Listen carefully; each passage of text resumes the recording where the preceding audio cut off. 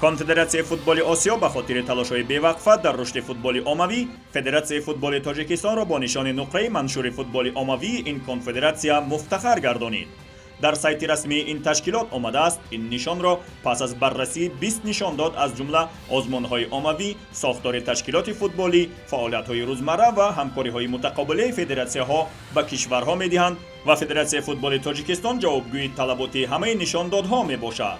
барои ҷалби кӯдакону наврасон федератсияи футболи тоҷикистон ба се мавзӯи муҳим таваҷҷӯҳ карда, ки иборат аз ташкили барномаҳо барои бозигарон, мусобиқоти оммавӣ ва тарҳҳои рушди футболи бонувон мебошад. аз ҷумла дар доираи барномаҳо ва фестивалҳои хоси федератсияи футболи тоҷикистон дар маҷмӯъ 31990 кӯдакон дар саросари тоҷикистон иштирок доштанд, ки аз қишрҳои гуногуни ҷомеа буда кӯдакони тавоноиҳояшон маҳдудро низ шомил мешуд.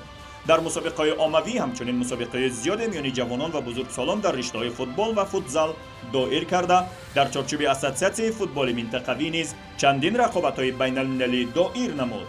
дар рушди футболи бонувон низ федератсияи футболи тоҷикистон талошҳои босамар дошта, дар маҷмӯъ 20 дастаи занона дар доираи лигаи занона ва лигаи духтарони то 15 сола 180 бозӣ баргузор карданду духтарон дар фестивалҳо ва мусобиқаҳои дигар низ иштирок намуданд.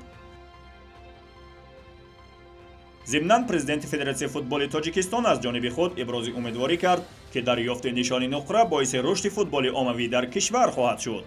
муҳтарам Рустами Эмомалӣ иброз дошт, ки дар ҳоли ҳозир футбол тамоми қишрҳоро дар тоҷикистон фаро гирифта, метавон шоҳиди бозии футбол дар кӯчаҳо, мактабҳо ва деҳаҳо низ шуд. ҷо кардани меҳри футбол дар қалби бозигарон аз хурдсолӣ аз ҷумлаи афзалиятҳои футболи оммавӣ дар кишвари мо мебошад. президенти футболи тоҷикистон таъкид кард, ки нишони нуқраи конфедератсияи футболи осиё ангезаи муҳим барои рушди футболи оммавӣ дар кишвари мо хоҳад шуд.